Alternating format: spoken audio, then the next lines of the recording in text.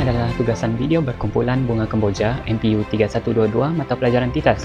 Video ini terdapat dua bahagian. Bahagian pertama mengenai ulasan makalah jurnal peranan masyarakat Asia Selatan dalam Maritim Asia Tenggara dibentangkan oleh Jawan, Joy dan saya sendiri. Bahagian kedua mengenai kajian keunikan Wat Macimaram, Tumpat Kelantan dibentangkan oleh Po, Azalia dan Fadli. Saya Awang Muhammad Zudin. Saya Joy Chariksi. Nama saya Ching Hong Po. Hai, saya Azalia. Dan nama saya Jawan Fu. Nama diberi Ahmad Fadli bin Alias. Untuk makalah jurnal, kami telah memilih artikel From Slave Shipping, The Role of South Asian in Maritime Southeast Asia yang ditulis oleh Farid Daniel. Pada abad ke-13 hingga hujung abad ke-17, jejakan orang Asia Selatan dalam kegiatan maritim dapat dikesan. Peranan utama mereka ialah slaves. Disebabkan kekurangan tenaga kerja di Asia Tenggara, orang Asia Selatan berhijrah ke Asia Tenggara untuk menjadi hamba. Apa yang menarik ialah imigrasi ini sebenarnya mengubah populasi, ekonomi dan budaya serta mendorong kemunculan komuniti dan identiti yang baru di kawasan tersebut. Selain itu, kebanyakan wanita Asia Selatan berperanan sebagai spouses and concubines. Disebabkan kegagalan VOC untuk menarik wanita Belanda ke Asia Tenggara, mereka menggalakkan perkahwinan antara kaki tangan peringkat rendah dengan wanita Asia Selatan. Perkahwinan campur ini dapat memperkembangkan keturunan dan menyebarkan budaya mereka. Di samping itu, orang Asia Selatan wujud sebagai warriors dengan berperanan sebagai tentera etnik kesultanan dan penakluk serta melindungi pedagang. Orang Asia Selatan juga berperanan sebagai tax collectors. Semasa Kesultanan Melaka, mereka membentuk sebuah jawatan kuasa dinamakan Shah Bandar yang ditugaskan untuk mengangkat nilai kargo dan menyerahkan cukai kepada penunggung. Penubuhan jawatan kuasa Shah Bandar ini merupakan suatu strategi yang teratur dan efektif. Dengan ini, segala aktiviti perdagangan dapat dijalankan secara adil dan selamat.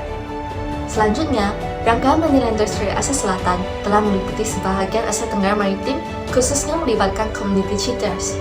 Selain mempunyai institusi utama di Dana Kuil, cheaters juga telah menubuhkan sistem pertukaran wang ataupun hundi di tempat berlainan.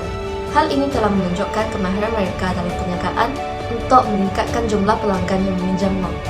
Di samping itu, orang Asia Selatan telah berperanan sebagai seaman dan fisherman dalam Asia Tenggara Maritim. Kemunculan nelayan menggali di Melaka telah dibuktikan pada awal abad ke-16. Kegigihan dan kebolehan mereka membolehkan mereka dipercayai oleh Sultan untuk bekerja di kapal-kapal kerajaan Benteng. Orang Asia Selatan turut memainkan peranan sebagai miners dan artisans. Penemuan artifak membuktikan bahawa mereka telah menjalani pelombongan emas di Sumatera Utara selama 1 milenium. Malahan, pertukaran tukang Asia Selatan telah membawa kepada pencampuran gaya perabot. Orang Asia Selatan mampu mewarisi tradisi pelombongan ataupun pertukangan supaya tidak lenyap di telan zaman.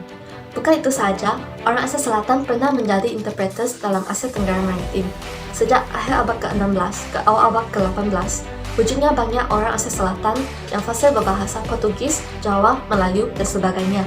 Kecerdikan mereka dalam penggunaan bakat membolehkan mereka bekerja sebagai penerjemah kepada pendatang negara asing. Untuk kecil staff and servants.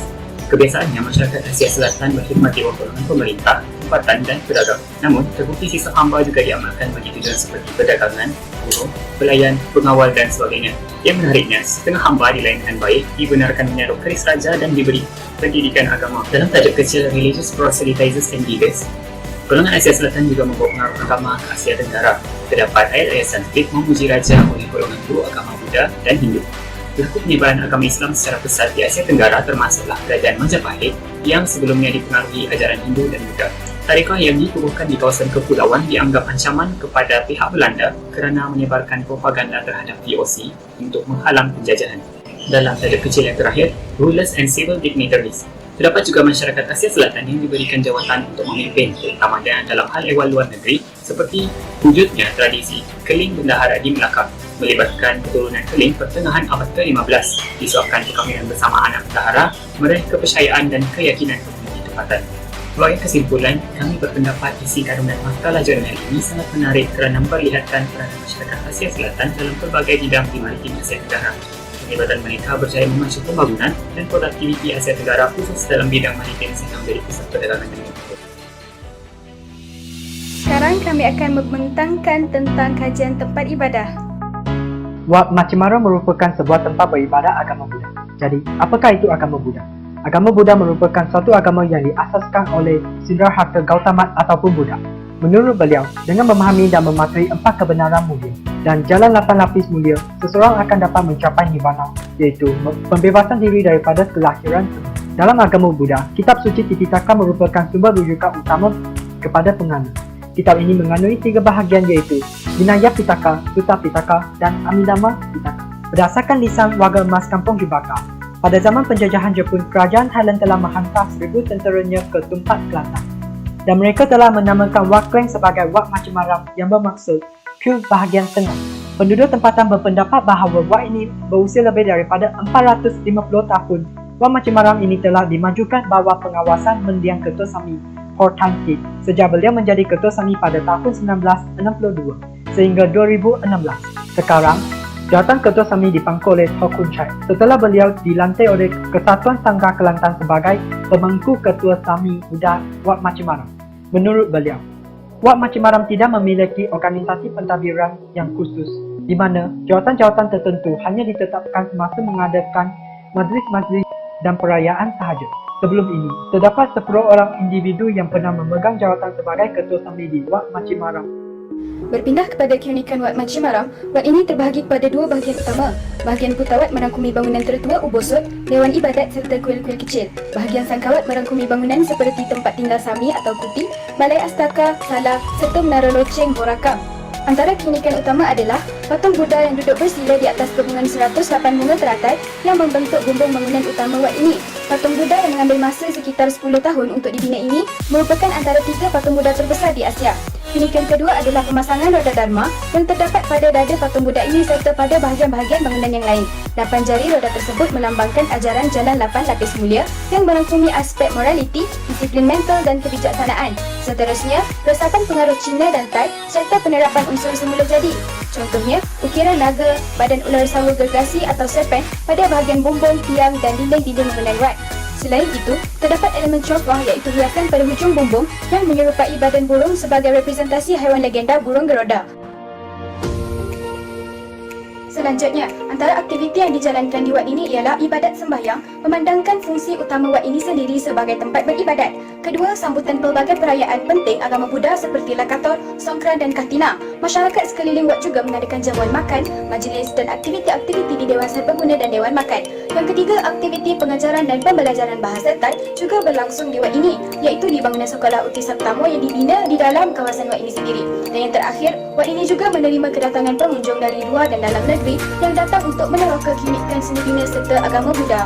Berdasarkan analisis yang telah kami jalankan, terdapat 3 aspek yang ditekankan dan saya 每个星期天我们都带着家人们去做早课，所以我认为说， tema pertama ialah menganggap agama sebagai sesuatu yang penting. Kami berpendapat bahawa mereka sudah sebenarnya dengan mengamal agama masing-masing sejak kecil lagi. Bagi tema yang kedua, iaitu boleh bertoleransi dengan agama yang lain, dapat kami adalah suasana yang berbeza mempunyai jawaban dari semua.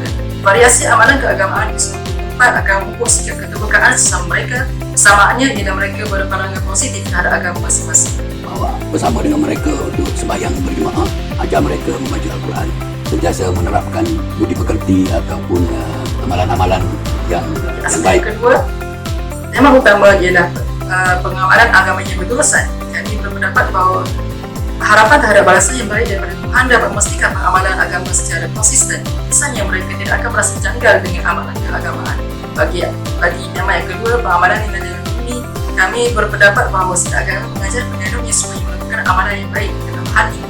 Persamaan antara agama dan bidang ini berbanding perbezaan.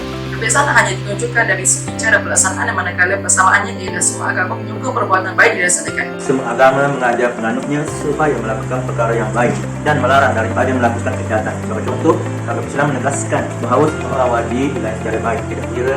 Bagi aspek yang terakhir, tema pertama ialah agama mengajar kepada kebaikan dan menolak kejahatan.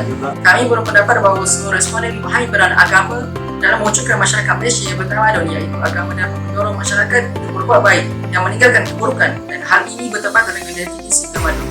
Bagi tema kedua, perpaduan yang wujud dalam masyarakat maju. Kami berpendapat bahawa perpaduan terhasil daripada ajaran agama. Masyarakat akan bersatu padu dan memandang rendah sesama sendiri kerana mengikut perintah agama masing-masing. Sekian pembentangan kami.